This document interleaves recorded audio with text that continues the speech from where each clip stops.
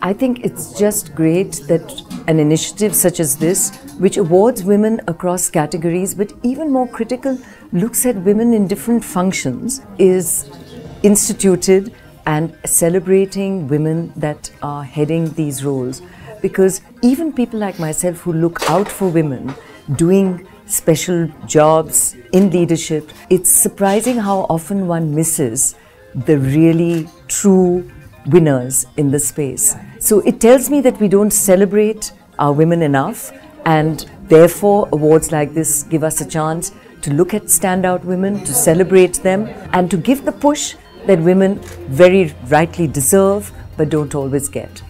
The jury had a really tough time determining who, because the good news is that there was a great choice that was put before us, and we had a chance to really look through this and discuss what we thought the winners should be, even while we were looking to refine the categories as we went along. I think all of us at the jury have come away really excited by being exposed to this opportunity of understanding and learning who our women leaders are today and of tomorrow. If you look at the numbers, they're still not what they should be.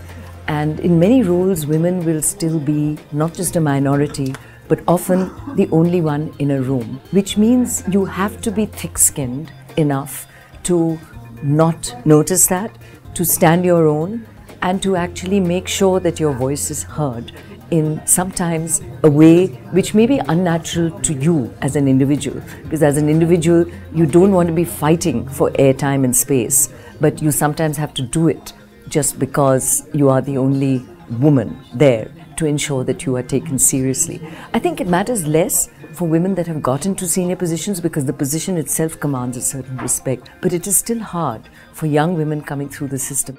Well, one is, of course, it has to be an equal opportunity place, equal pay for equal work, and in fact studies show by and large the more progressive organizations get that. The issue, of course, always is when women begin to leave, which tends to be at the stage of not so much childbearing as post having had that first or second child.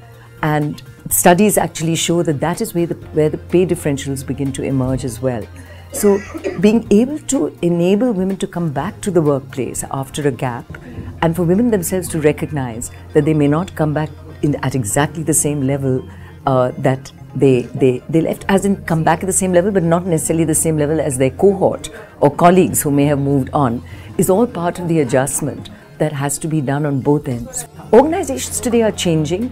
I think the 6-month maternity leave is a big step in the right direction, but I really do think we should be looking at paternity leave the way the Scandinavian countries have, because otherwise the 6-month maternity leave is being seen as a bit of a millstone around the neck of the company. And I fear in the long run, it is actually going to be anti-women.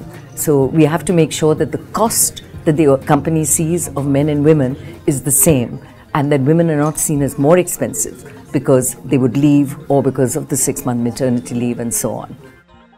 For those of us who started in the workplace, it was not one which was very friendly to women. You often didn't even have the loo or the toilet on the same floor you worked, so you had to walk up 4 floors. So it's a very different workspace today, but I can only say that the early years are the toughest because those are the years you're looking to establish yourself. Once you do, you found your voice, I think the seniority and the position you have helps. So what we should be doing more of is really focusing on those young folks that come through the system to ensure that they find their voice, and they have to find it both in terms of the way the men in the system behave vis-a-vis them, and the way the organization responds to them and gives them the opportunity. Because once they find their voice and their feet, they're fine. And I don't really think I really had a challenge beyond the first 3 or 4 years.